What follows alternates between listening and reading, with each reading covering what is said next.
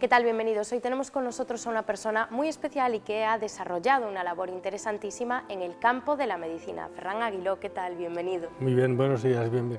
Muchas gracias. Bueno, usted decide irse a la India, ¿no? Un poco así a explorar y a hacer esa labor de médico de calle, ¿no? ¿Cómo decide hacer esto? Bueno, yo siempre había tenido la intención, por tradición un poco y por lo que había vivido en la familia, de ir al tercer mundo. Estuve a punto de ir a Ruanda y a Bosnia, que las cosas no salieron bien, básicamente por los permisos hospitalarios. Yo trabajaba en el hospital y era muy difícil irse. Y entonces contacté a través de un familiar con Vicente Ferrer y fue el que me abrió un poco porque me dijo, ven el tiempo que quieras y cuando quieras. Y claro, esto fue muy fácil el poderme integrar. Entonces fui a India y la verdad es que en India te pueden pasar dos cosas. Te puede pasar que no lo soportes porque ir a India es duro, o puede pasar que te enganche, y a mí me enganchó. Y tanto que le enganchó, ¿no?, que al final ha acabado coordinando incluso un grupo de más de 60 médicos. Sí, en estos momentos hace ya 23 años que voy por allá. Empecé trabajando en la fundación en aquella época, hablo de noviembre del 96, que es la primera vez que fui. Era la época en la que solamente había un médico y yo pues iba cuando podía y hacíamos un poco de todo. Y de eso hemos pasado a la situación de hoy, en la cual tenemos 62 médicos indios trabajando en nuestra organización, sobre todo en los hospitales básicamente. Algo también en la zona rural, pero básicamente en los hospitales. Entonces tenemos un programa en los cuales no solamente nosotros enviamos médicos allá para formar a los médicos indios, sino que desde hace unos años hemos hecho el programa al revés. También vienen los médicos indios aquí. La única cosa que hacemos es que vengan y trabajen con el mismo médico español que ha estado allá. De esa forma, el médico español conoce las carencias que tienen allí y le explica aquellas cosas que le puedan ser útiles. Entonces, ya desde hace 4 o 5 años tenemos el programa de los médicos indios que vienen aquí a formarse. ¿Y cuál es un poco el impacto de esta primera impresión de llegar a una realidad totalmente distinta, imagino?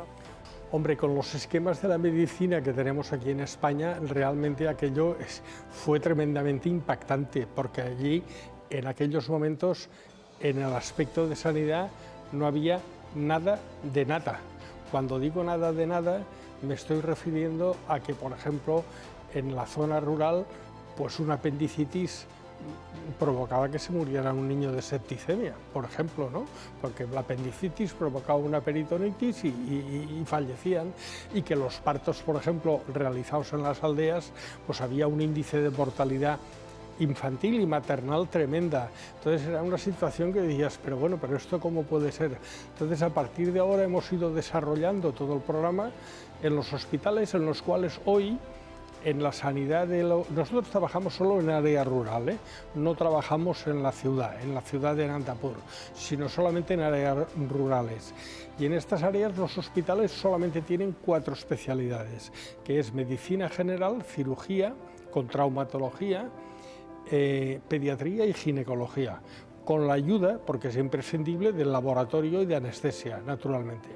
Entonces, claro, respecto a lo que me decía, qué me encontré y qué es lo que hay hoy, pues me encontré lo que le he explicado, y hoy en día le puedo decir que en los 2 hospitales que tenemos ginecología se están produciendo 20 partos prácticamente al día en cada uno. Esos son 600 al mes en cada hospital, y como son 2, son 1.200 partos mes.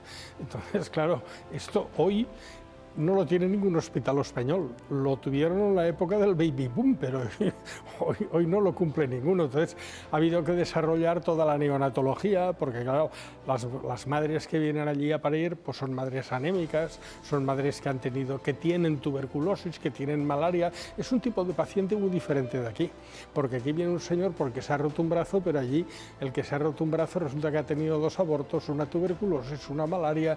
Es decir, es un paciente distinto y complejo.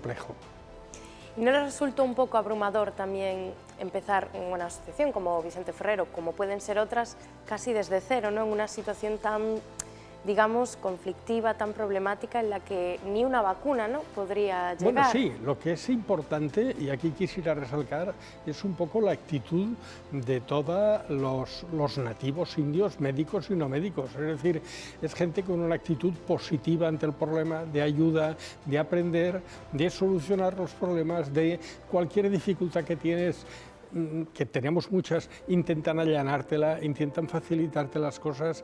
El interés de los médicos por aprender aquello o aquello otro, a veces quieren aprender demasiado, porque dices, esto no se lo enseño porque allí no lo va a poder hacer, hay que hacer más bien un sota, caballo y rey. Pero la evolución ha sido muy importante y a lo largo de estos 23 años el cambio ha sido enorme, ¿no? Es decir, dése cuenta que, por ejemplo, dos detalles, ¿no?, por tener una idea de dónde hemos llegado. Uno, el tema del SIDA, del HIV, ¿no? Bueno, nosotros comenzamos un programa de SIDA en nuestros hospitales, en el Departamento de Enfermedades Infecciosas, que está dentro de Medicina General, y el gobierno indio, por lo bien que lo hacíamos, nos consideró centro de referencia en el sur de la India. Y entonces actualmente nos proporciona los antirretrovirales de primera generación gratis, como a todos los hospitales, pero los de segunda generación también. Y esto solamente lo hace el hospital de la Fundación Vicente Ferrer por el criterio. Y en SIDA, pues en estos momentos llevamos aproximadamente unos 4.000 pacientes tratados, de los cuales 2.000 son de nuestra área, pero los otros 2.000 son de otras áreas que el gobierno de la India nos lo remite allí. Es decir, ha habido unos cambios muy importantes. Y otro tema que le quería comentar, para que se haga una idea, es el tema de la acreditación. ¿Qué quiere decir esto? Quiere decir que los hospitales nuestros pueden venir médicos a hacer la especialidad. Entonces, no vienen a todas las especialidades. Hoy en día lo tenemos en anestesia, en ginecología y en cirugía general. Es decir, hay médico en la India que cuando acaba la especialidad estamos acreditados para impartir, es decir, tenemos un programa de residentes, la especialidad allí. Nuestra idea es que abarque otras especialidades como trauma, como pediatría, etcétera, que hoy en día aún no tenemos la acreditación. Pero bueno, claro, vuelvo a lo que usted me ha preguntado, ¿qué había y a dónde hemos llegado? Pues el salto ha sido tremendo, ¿no? Cuando ves lo que le he comentado del SIDA, cuando ves la acreditación de un programa de residentes en la India, estas cosas son sorprendentes de pensar cómo estábamos al principio. Yo he llegado a hacer operaciones con la anestesia local, que uno aquí se llevaría las manos a la cabeza, ¿no? ¿Y qué destacaría? Quiero decir, porque esta labor también es muy gratificante a nivel personal, no solo como médico. ¿Qué destacaría principalmente de esta experiencia? Hombre, yo, como lo he dicho antes, llevo 23 años yendo allá y voy un par de veces al año y a veces 3. Pero en cada viaje noto que recibo más de lo que doy. Y eso es así. Es decir, cambias el orden de valores de las cosas. Aquí nos movemos muchos por el tener y el poder, ¿no? La sociedad en la que nosotros trabajamos en India no existe la palabra tener y poder. Y entonces esto te hace pensar muchas cosas, ¿no? Los movimientos que tenemos aquí, entonces en lo personal, verdaderamente todo esto te hace cambiar muchas actitudes y sobre todo cambiar mucho el orden de valores de las cosas que damos aquí, que muchas veces está basado en lo material.